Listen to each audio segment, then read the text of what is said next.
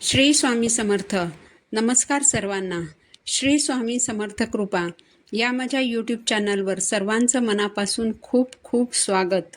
स्वामी महाराजांच्या कृपेने तुमचा आजचा दिवस सुखाचा आणि आनंदाचा जावो हीच मी स्वामींच्या चरणी प्रार्थना करते आणि आज या नवीन व्हिडिओला सुरुवात करते.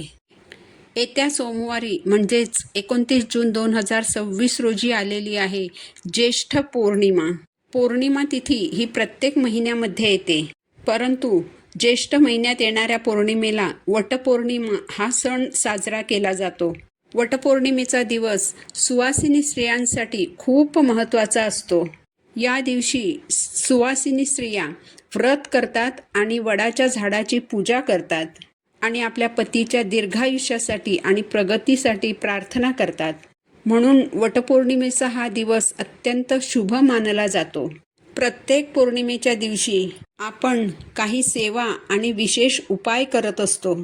आजच्या व्हिडिओमध्ये मी तुम्हाला पौर्णिमेच्या दिवशी करायचा अतिशय प्रभावी अशी सेवा सांगणार आहे. पौर्णिमेच्या दिवशी आपल्याला अन्नपूर्णा मातेला अशी एक वस्तू अर्पण करायची आहे की ही वस्तू अर्पण केल्याने आपल्या आयुष्यात आपल्याला धनधान्य, पैसा, संपत्ती याची कधीही कमी पडणार नाही. त्याचप्रमाणे कोणतंही वाईट संकट, कोणत्याही अडचणी आपल्या कुटुंबावर कधीही येणार नाहीत. तर असा हा उपाय आज या व्हिडिओमध्ये मी तुम्हाला सांगणार आहे. यासाठी तुम्ही व्हिडिओ शेवटपर्यंत ऐका. चॅनलवर नवीन असाल तर चॅनलला सबस्क्राईब करा आणि असेच माहितीपूर्ण व्हिडिओ पाहण्यासाठी बेल आयकॉनला देखील प्रेस करा. तर बघा, पौर्णिमेच्या दिवशी आपण भगवान विष्णू आणि माता लक्ष्मी यांची पूजा करत असतो.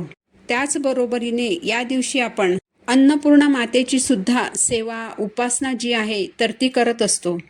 पौर्णिमेच्या दिवशी आपण भगवान विष्णू आणि माता लक्ष्मीची पूजा ही कशा पद्धतीने करत असतो तर भगवान विष्णू आणि माता लक्ष्मीच्या मूर्तीवर आपण अभिषेक करतो. त्यांना गंध, फुलं, अक्षदा अर्पण करतो, नैवेद्य अर्पण करतो.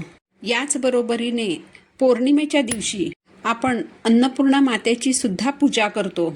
पण ही पूजा आपण कशा पद्धतीने करत असतो तर आपल्या स्वयंपाकघरामध्ये जी गॅसची आपली शेगडी असते तर त्या गॅसच्या शेगडीची आपण पौर्णिमेच्या दिवशी पूजा करत असतो.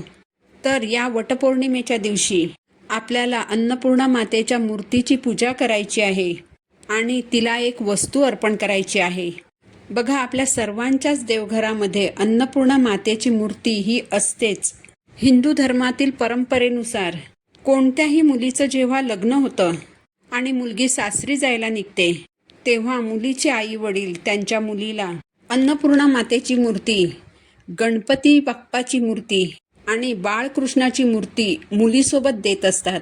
मुलगी सासरी गेल्यानंतर तिच्या सासरच्या घरावर कोणतीही वाईट संकट येऊ नयेत यासाठी गणपती बाप्पांची मूर्ती दिली जाते. छोटा बाळकृष्ण म्हणजे संतती, आनंद आणि वंशवृद्धीचे प्रतीक असतो. लग्नानंतर मुलीचं आयुष्य सुखी, समृद्ध आणि लेकूरवाळं व्हावं आणि तिचं सासरचं घर आनंदाने भरलेलं राहावं यासाठी बाळकृष्णाची मूर्ती तिच्या पाठवणीसोबत दिली जाते. आणि अन्नपूर्णा माता ही विपुल धनधान्याचं प्रतीक आहे. लग्नानंतर मुलगी ज्या घरामध्ये विवाह करून जाणार आहे त्या सासरच्या घरामध्ये ती अन्नपूर्णा मातेच्या रूपात जावी, जेणेकरून तिच्या सासरी कधीही अन्नधान्य, संपत्ती, पैसा जो आहे तर तो कमी पडणार नाही. म्हणून तिची पाठवणी करताना तिच्यासोबत अन्नपूर्णा देवीची मूर्ती दिली जाते. इतकं महत्त्व अन्नपूर्णा मातेला आहे. आणि जेव्हा काही विशेष तिथी असतात त्या तिथीला जर आपण अन्नपूर्णा मातेची सेवा केली तर नक्कीच आपल्या घरामध्ये कधीही अन्नधान्याची कमतरता जी आहे तर ती आपल्याला भासणार नाही. तर येत्या सोमवारी 29 जूनला वटपौर्णिमा आलेली आहे. या दिवशी सकाळी उठल्यानंतर तुमचं स्नान वगैरे करून झाल्यानंतर देवघरातील देवांची पूजा करायची आहे. देवांची पूजा करून झाली की तुम्हाला तुमच्या स्वयंपाकघराची सुद्धा पूजा करायची आहे. स्वयंपाकघरातील ओट्यावर आपली गॅसची शेगडी असते ज्यावर आपण अन्न शिजवतो. तर त्या गॅसच्या शेगडीवरती आपल्याला एक स्वस्तिक काढायचं आहे. थोडंसं तूप घेऊन त्यात हळद आणि कुंकुम मिक्स करायचं आणि या मिश्रणाने आपल्याला गॅसच्या शेगडीवर स्वस्तिक काढायचं आहे. त्यानंतर त्या स्वस्तिकवर हळद कुंकू, अक्षदा, फुलं अर्पण करायची आहेत आणि दिवा प्रज्वलित करून त्या गॅसला ओवाळून घ्यायचं आहे.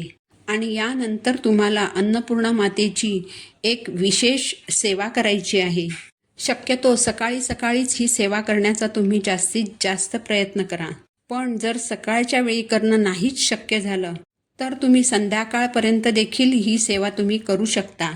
सर्वप्रथम तुम्हाला काय करायचं आहे तर एक ताम्हण घेऊन त्यामध्ये अन्नपूर्णा मातेची मूर्ती ठेवायची आहे.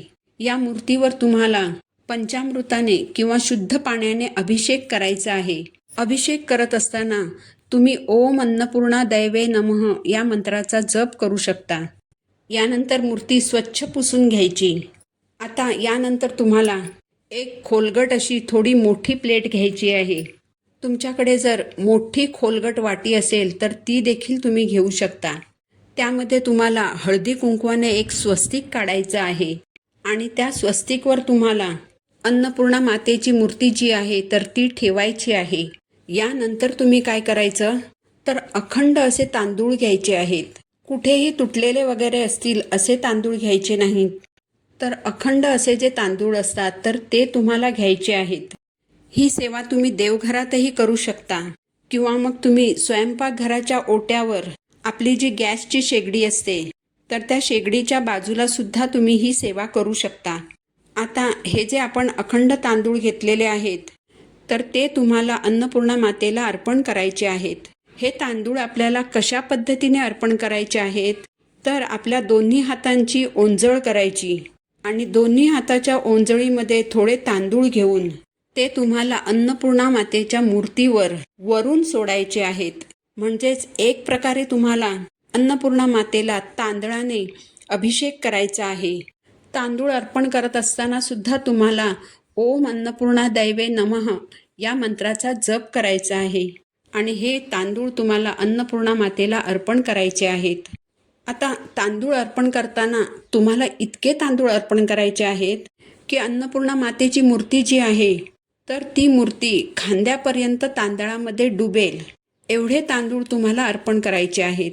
म्हणजेच मूर्तीचा चेहरा जो आहे तर तोच फक्त तांदळाबाहेर असेल एवढे तांदूळ तुम्हाला अर्पण करायचे आहेत. तांदूळ अर्पण केल्यानंतर अन्नपूर्णा मातेला हळद कुंकू लावायचं, अक्षता अर्पण करायच्या, फुलं अर्पण करायची, नैवेद्य अर्पण करायचा, धूप दीप अगरबत्तीने ओवाळून घ्यायचं आणि दोन्ही हात जोडून अन्नपूर्णा मातेला प्रार्थना करायची की माझ्या घरामध्ये कधीही अन्नधान्य वाया जाऊ नये. जे अन्न घरात खाल्लं जाईल त्यातून कुठल्याही प्रकारची बाधा माझ्या कुटुंबाला होऊ नये. माझ्या कुटुंबावर कधीही कोणतंही वाईट संकट येऊ नये. माझ्या घरामध्ये नेहमी धन, धान्य, पैसा, संपत्ती ही टिकून राहावी अशी अगदी मनोभावे अन्नपूर्णा मातेला प्रार्थना करायची आहे. यानंतर दिवसभर ही पूजा तुम्हाला तिथेच ओट्यावर ठेवून द्यायची आहे.